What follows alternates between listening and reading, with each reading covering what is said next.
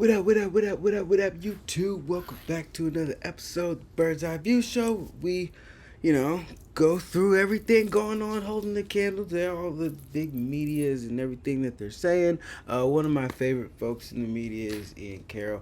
He's not super biased, I guess. More so kind of just does discovery similar to what Candace Owens does, looking into stuff, shedding a light on things, and they've gone through a whole bunch of the information about the what FBI has been saying about the shooting and what other people have been saying, and compiled a whole bunch of information that I haven't personally had the time to do because I'm a hedge fund manager, so I'm always in the markets and looking at charts and things. I don't have the time to really do the investigative work that other folks do, but I do like to give my commentary on it. So without further ado, let's get into it. Go ahead and hit that like button, the sub button, and that bell icon. All that's going to tell the algorithm is good content needs to get pushed forward. But without further ado, let's see what's going on with all of this theories and conspiracies and whatnot.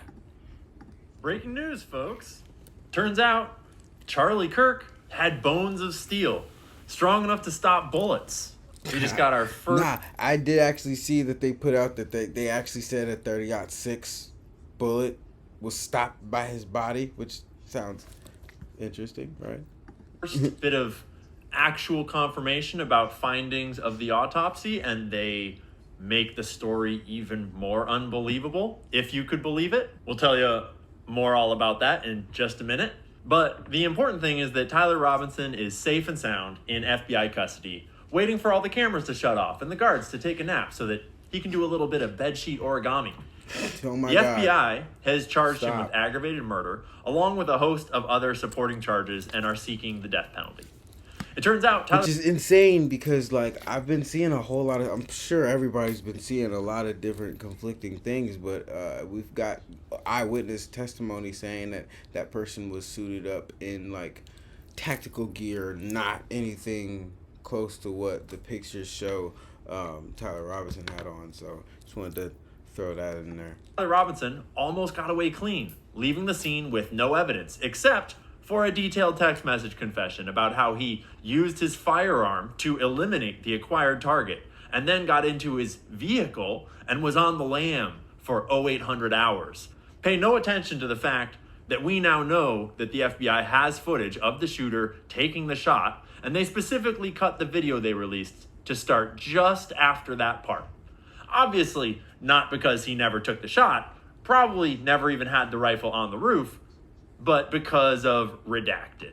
Pay no attention to the old man actively causing a distraction to help the shooter escape, or to the more than 10 strange flying objects that have been located in the cell phone footage, or to the fact that the wound doesn't match the shot, or to the fact that we are being shown a fabricated text message chain, or to the new photo that surfaced of Bro stopping by Dairy Queen for a little blizzy while he's the subject of a statewide manhunt. Which I found that to be the most absurd thing that they put out about all of this. The Dairy Queen, what?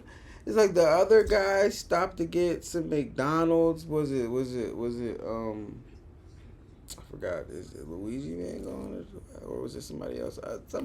What is it? I don't understand these guys stopping and getting a quick snack after doing, heinous crimes. But apparently that's what the FBI will have you believe. Trust the FBI to get to the bottom of it, just like they did with the Epstein files. Because just last week, Kash Patel came out and officially told us that Epstein never even trafficked anyone to anyone. Hundreds of victims are all lying to us. The court that convicted Epstein was totally wrong. Ignore all the evidence and forget all about it. Midterms are just a year away, and you're supposed to hate your neighbor way more by then. So they're going to need you to stop talking about uniting in our hatred of Israel and get back to the race war that they had scheduled. Thank you very much. Conspiracy theories are entering information is the opposite. And this is why I like watching Ian Carroll, because he's actually funny as hell. The whole planet. Introducing Iron Beam. Ads. I'm sorry about that, chat. Get rid of it. Consider a thought for me, will you? It's the thought that a lot of us are sort of having, but not really noticing. And then someone said it the other day, and it made me kind of think about it. Like, yeah, that's actually a pretty good point. And I was kind of thinking that. The assassination of Charlie Kirk is the most impactful assassination in the world since JFK, MLK, and RFK all the way back in the 60s. It's the most impactful one. Like, seriously, can you think of another anywhere in the world that rung out with such intensity all around the world? But especially here in America. I mean, I guess you could say Osama, but it's like on a different note. You know what I mean? Yeah, it's like when they went and got him, it was pretty big thing around the world. But it's like on a different, like I said, on a different level, because folks was like, yeah, you know, and now it's like, well, you know what I'm saying?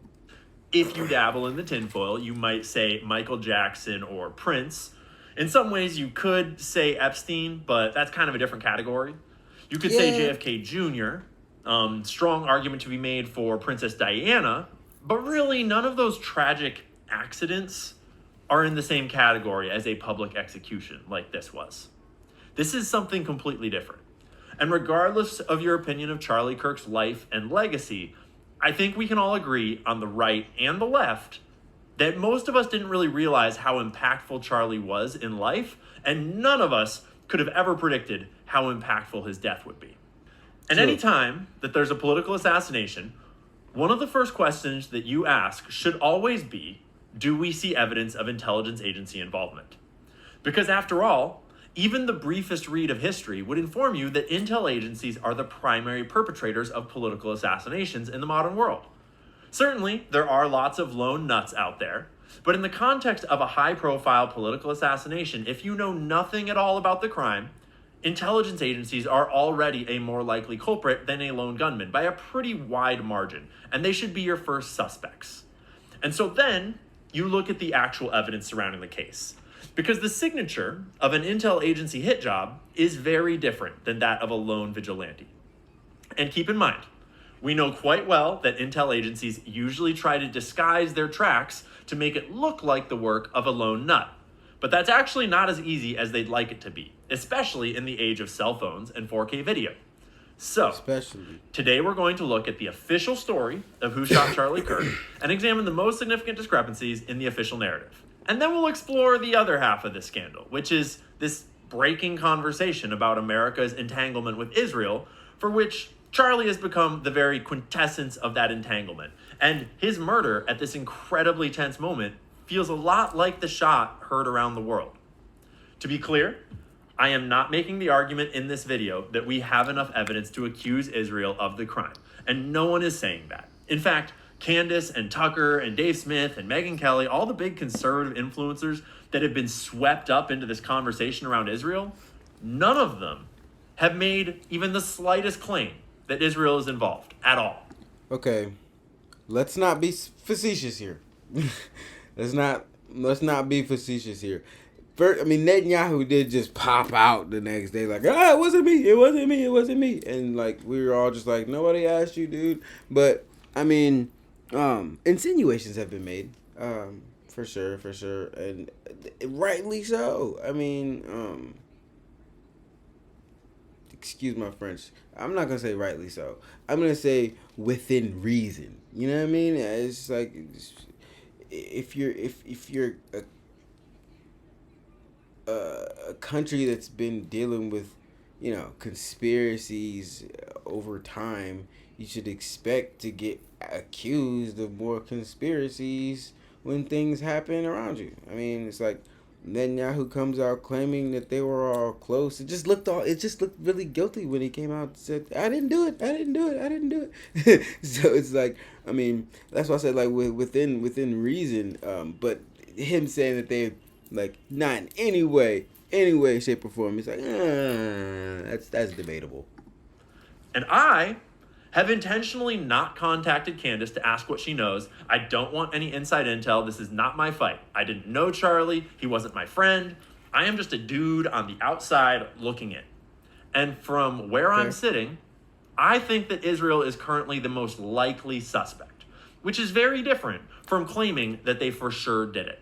But by the end of this video, We'll go over all the evidence that supports that claim. But it's like, at the same time, if you're saying they probably did it, yeah, you're not saying a statement of fact, but you're still insinuating they did it.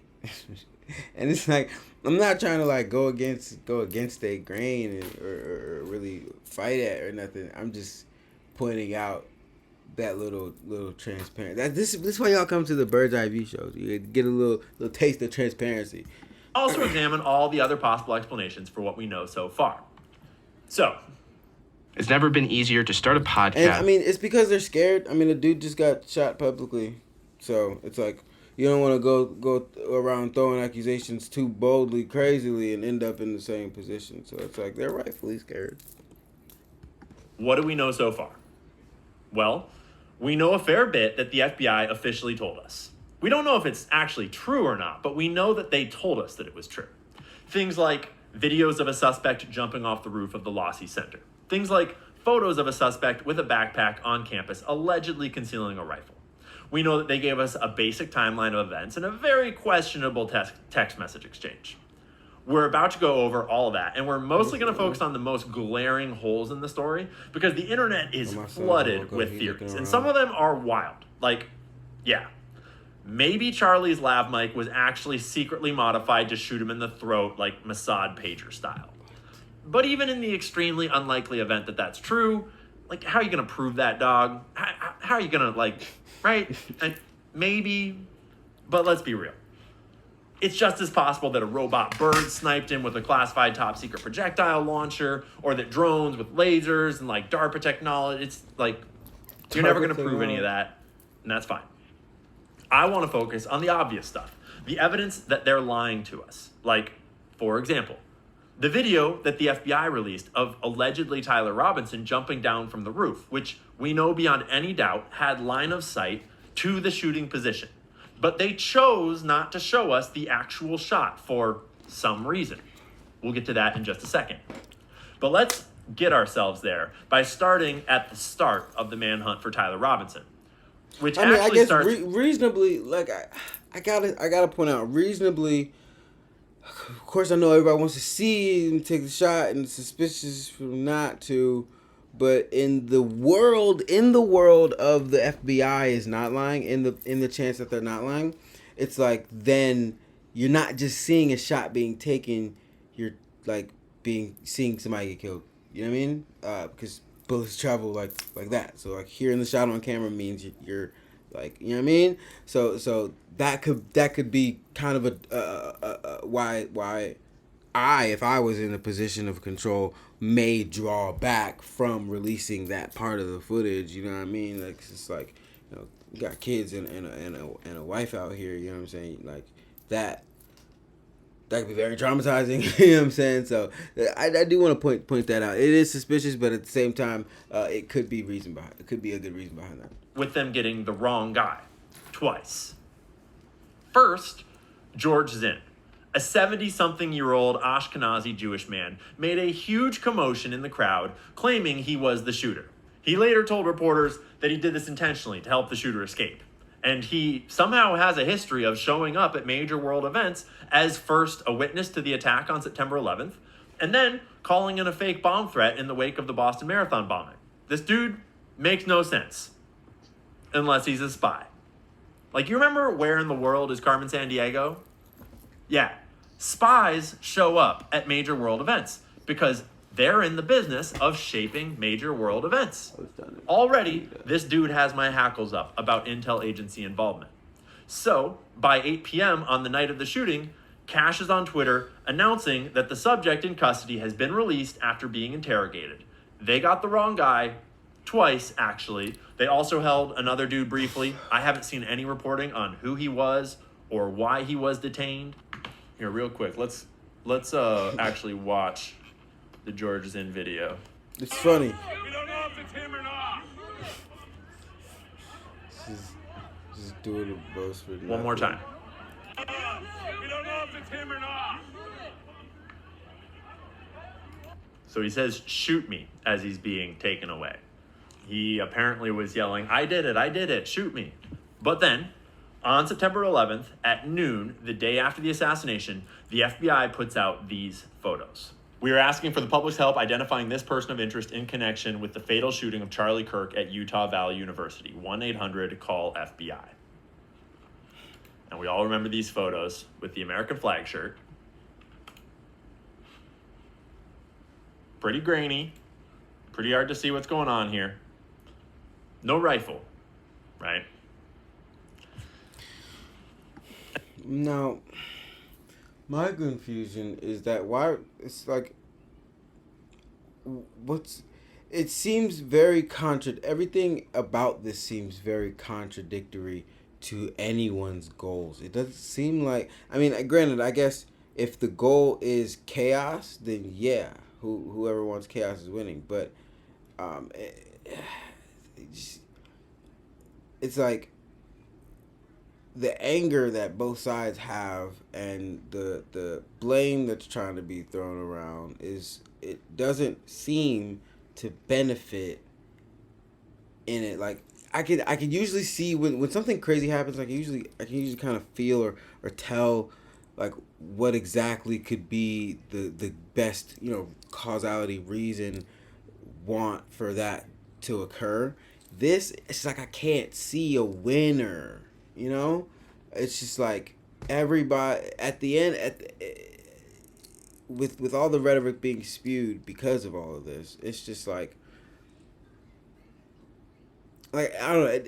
This assassination seems a little bit different than what we've seen in our history, and like you said, the impact is different. You guys can all tell that, but I don't know. I feel like these are different powers at B than the usual powers at B, if that kind of makes sense. Like we're seeing maybe a different a switch, some kind of shift in what the end goal for the overarching dark hand wants to happen, for my tinfoil people out there.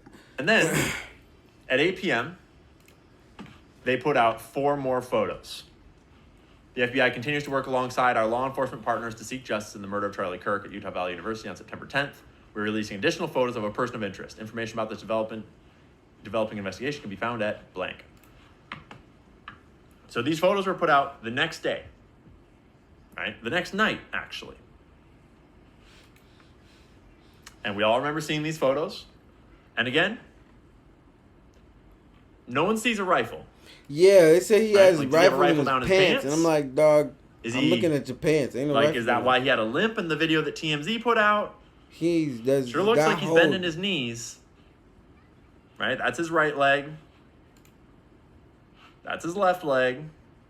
Yeah, he's 30-06, like a Mauser hunting rifle, is a pretty big gun. Yeah. Those are pretty skinny jeans. All of the experienced shooters, special forces, and then all like, those guys on it. I love guns. I'm from North Carolina, and we love guns. It's like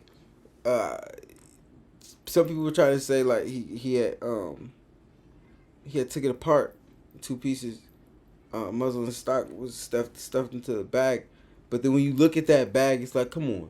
That looks like a bag with some clothes in it. You would be able to kind of tell there would be like a little, like it would kind of be sticking against the side of the bag if there was a muzzle inside of it. You know what I'm saying? Like you on the internet are having a hard time easily squaring the theory that he stuffed this rifle down his pants and that it's somehow concealed in these photos.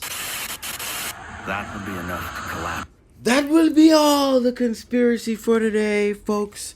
My condolences to the family out there. We are making content around this, but I don't want to lose sight of the human side of this, and it's regardless of whatever your opinions were, it's not really good to lose one of God's children. All right, I love y'all. Make sure you're kind to somebody today.